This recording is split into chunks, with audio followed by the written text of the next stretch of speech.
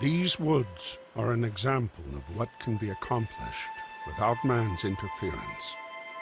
This forest, away from any town or communal society, is as untouched by man as any mass of green can be. It would be easy to mistake an area like this as a place of solitude and silence. That is not the truth. Here, there is no substantial evidence of civilization, but that does not mean it is without life. Wind and water fill the amphitheater with motion and meaning. Endless chatter of woodland beings permeates within this arborist cathedral. These are not idle conversations. It is an opera, a symphony, a concerto of unification, perfectly executed by design. There is no explanation for how these beings coexist. There is no reason to know why. Within these trees, among these streams, life is. And that is good enough.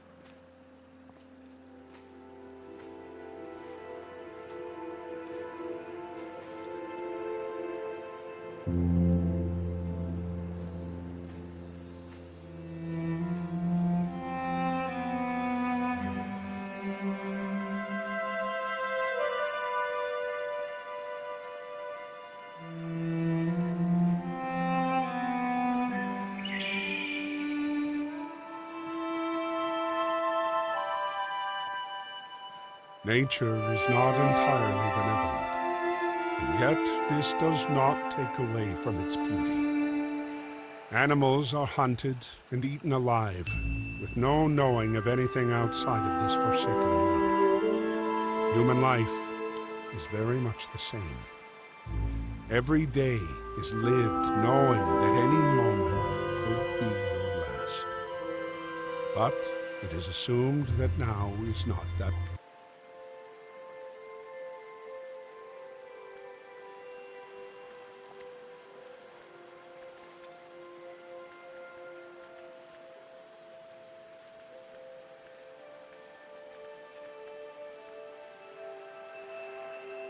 Moment.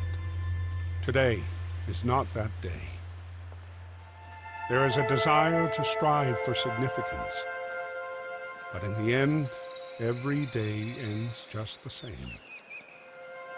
These vicious beings live doing what they must do to survive, even if it means the end of another creature's life.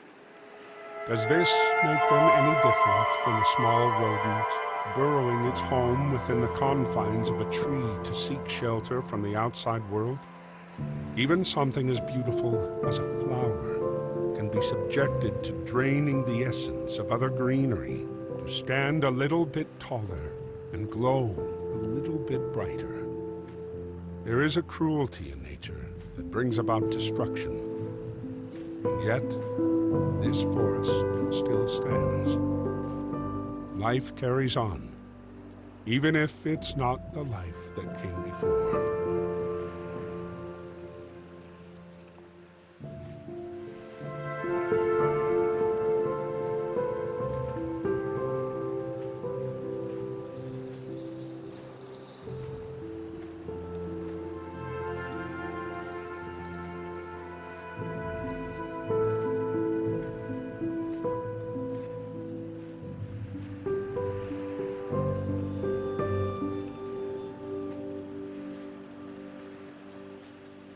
At the heart of the forest lies a massive, ever-reaching oak, as large as a hill upon a mountain, standing alone and apart from the rest of the forest, encircled by still water. The trunk of the behemoth is impossibly thick, able to withstand the elements for the centuries it has stood here.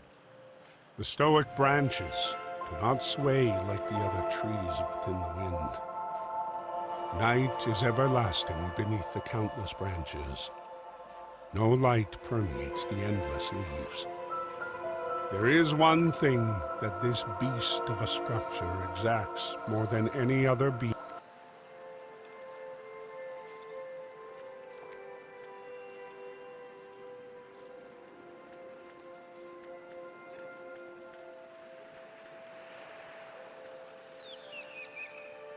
being on this planet. It endures.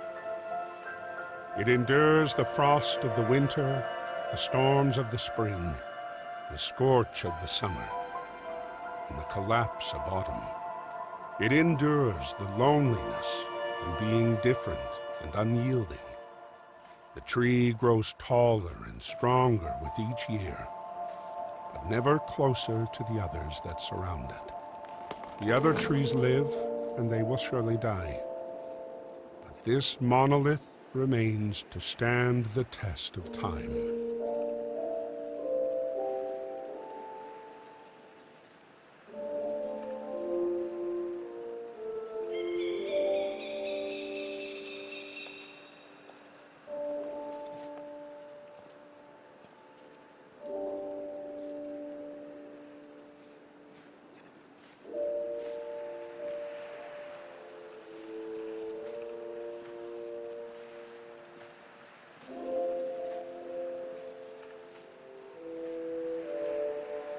Streams cut into the wooded area like capillaries, carrying the essence of life from the top of the hills to all the organs of the forest. The streams swiftly scour the mountainside to ensure the continuation of this Eden, ceaselessly palpitating the blood of the earth.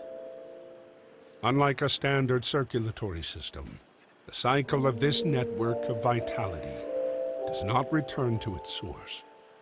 It only travels downward into the endless expanse of the sea, to nevertheless return as droplets in the rain.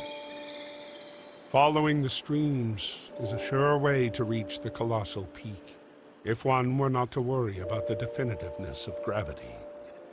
There is only one way to reach that height so directly, and it requires wings. Without a transport of such convenience, one must move onward into the dense arteries of the mountain, where the sun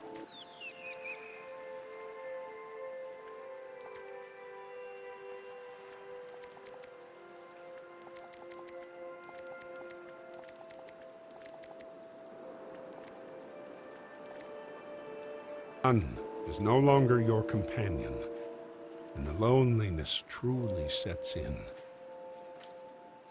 The dark takes over, and there is nowhere else but forward.